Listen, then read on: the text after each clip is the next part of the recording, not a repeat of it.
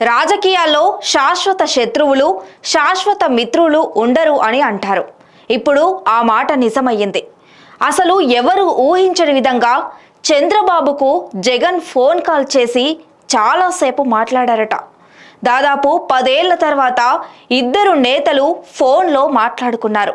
అయితే మేమంతా సిద్ధం సభల్లో ఎంతో బిజీగా ఉంటున్న జగన్ తన చిరకాల రాజకీయ ప్రత్యర్థి టీడీపీ అధినేతకు ఎందుకు ఫోన్ చేశారన్నది ఏపీ రాజకీయాల్లో ఇప్పుడు హాట్ టాపిక్గా మారింది. అవును, మీరు విన్నది నిజమే. వైసీపీ అధినేత ఏపీ సీఎం జగన్మోహన్ రెడ్డి చేసిన పని ఇప్పుడు ఏపీ పాలిటిక్స్లో హాట్ కంటెంట్ అయ్యింది. అయితే ఈ విషయం విశ్వసనీయ వర్గాల ద్వారా వచ్చిన సమాచారం. చంద్రబాబుకి జగన్ ఎందుకు ఫోన్ చేశారన్నది, ఏం మాట్లాడారన్న విషయానికి వస్తే పొత్తులు, కూటమి లోటుపాట్ల గురించి ప్రధానంగా జగన్ ప్రస్తావించారు.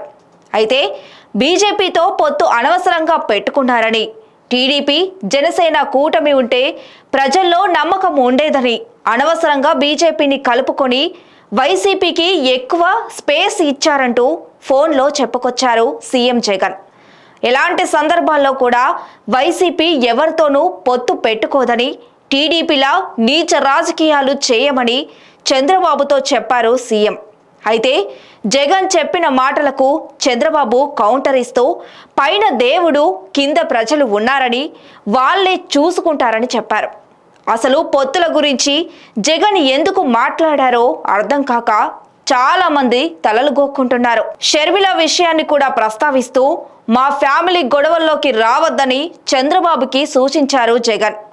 మా బాబాయి వివేకానందరెడ్డి విషయంలో టీడీపీ కాంగ్రెస్ కలిసి అనేక కుట్రలు చేస్తున్నాయని, వివేక మర్డర్ కేసు గురించి టీడీపీకి సంబంధం లేదని, వివేక పేరు ఎత్తే అర్హత ఎవ్వరికీ లేదని స్ట్రాంగ్ కౌంటర్ ఇచ్చారు సీఎం జగన్.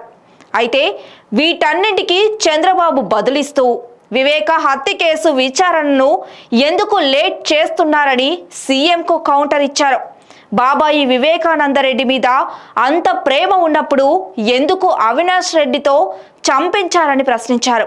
షర్మిలకు వైసీపీలో సముచిత స్థానం దక్కితే కాంగ్రెస్ పార్టీలో చేరి ఉండేదా అని ప్రశ్నించారు చంద్రబాబు.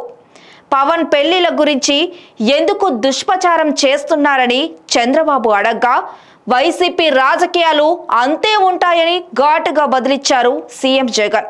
సీఎం జగన్ చంద్రబాబుకి కాల్ చేయడం ఇప్పుడు ఏపీలో దుమారం రేపుతోంది. అధికార ప్రతిపక్ష పార్టీలు ఒకరికొకరు మాట్లాడుకోవడం ఇప్పుడు చర్చనీయాంశంగా మారింది. అధినేతలు మాట్లాడుకుంటే కార్యకర్తలు పిచ్చోళ్ళా అనే ప్రశ్నలు కూడా తెర మీదకు వస్తున్నాయి. ఈ వీడియోని చివరి వరకు చూశారు కదా, మీ అభిప్రాయాన్ని మాకు కామెంట్ల రూపంలో తెలియజేయండి. మరిన్ని అప్డేట్స్ కోసం చూస్తూనే ఉండండి 9 వైబ్స్.